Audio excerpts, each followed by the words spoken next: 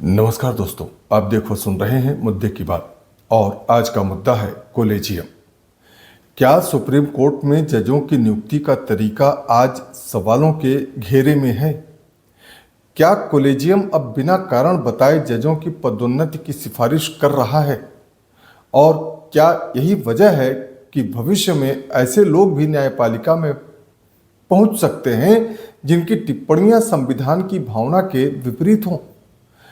माननीय supreme court के न्यायाधीश जस्टिस उज्ज्वल भुइयां की हालिया टिप्पणी ने न्यायपालिका के भीतर पारदर्शिता, जवाबदेही और नियुक्ति प्रक्रिया पर एक नई बहस छेड़ दी है। आज मित्रों, मुद्दे की बात में हम तथ्यों और संवैधानिक दृष्टिकोण से इस पूरे विवाद को समझेंगे।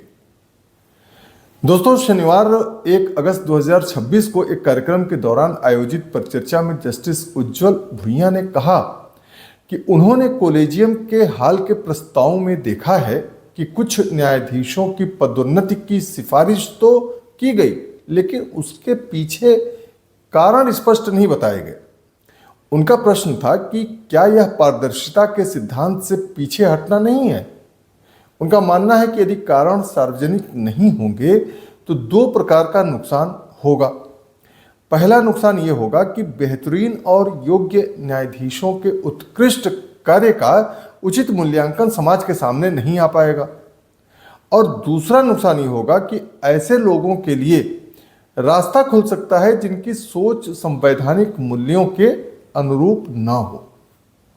ऑनरेबल जस्टिस भुइयां ने किसी न्यायाधीश का नाम नहीं लिया, लेकिन उन्होंने उस विवादास्पद टिप्पणी का संकेत किया जिसमें एक उच्च न्यायालय के तत्कालीन न्यायाधीश ने सार्वजनिक मंच से कुछ समुदायों की तुलना चींटियों से संबंधित उदाहरण देकर ऐसी बातें कही थीं जिन पर व्यापक विवाद उस समय हुआ था। उस समय कई राजनीतिक दलों और कानूनी विशेषज्ञों ने इसे न्यायिक मर्यादा के विरुद्ध बताया था। ध्यान देने योग्य बात यह है कि आज भी उस टिप्पणी को लेकर विभिन्न मत हैं और इस विषय पर सार्वजनिक बहस अभी भी जारी रहती है। दोस्तों, हम सभी जानते हैं कि भारत में सुप्रीम कोर्ट और हाई कोर्ट के न्यायाधीशों की नियुक्ति के लिए वर्तमान समय में कॉलेजियम प्रणाली लागू है और इसमें वरिष्ठतम न्यायाधीश मिलकर नामों की सिफारिश करते हैं। सरकार कुछ मामलों में आपत्ति दर्ज तो करा सकती है इस पर, लेकिन यदि कॉलेजियम पुनः वही नाम भेज देता है तो सामान्यतः सरकार को नियुक्ति करनी होती है। यही कॉलेजियम व्यवस्था कई वर्षों से हाई कोर्ट और सुप्रीम कोर्ट में जजों की नियुक्ति के लिए लागू है और यहाँ किसी खुली प्रतियोगी परीक्षा के जरिए जजों की कोई सीधी भर्ती नहीं होती है।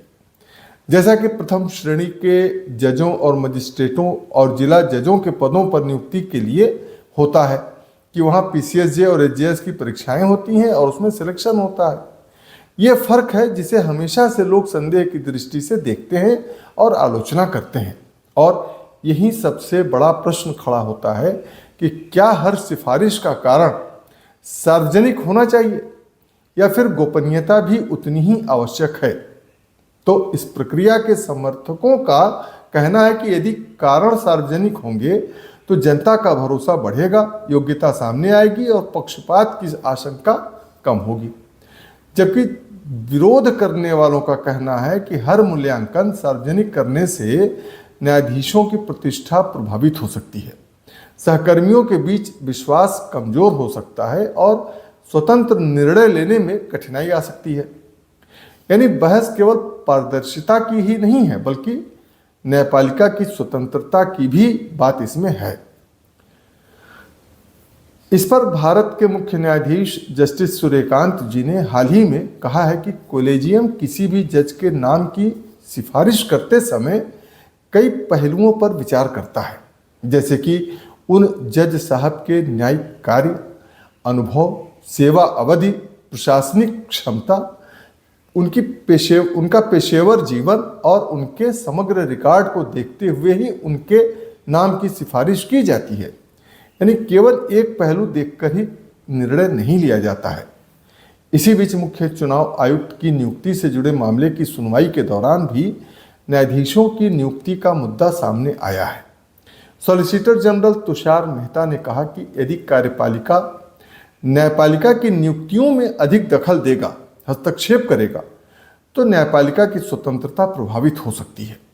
दूसरी ओर न्यायमूर्ति जस्टिस दीपांकर दत्ता जी ने एक टिप्पणी करते हुए पूछा कि क्या वास्तव में आज भी केवल न्यायाधीश ही न्यायाधीशों का चयन कर रहे हैं? यह प्रश्न भी बहस का विषय बन गया।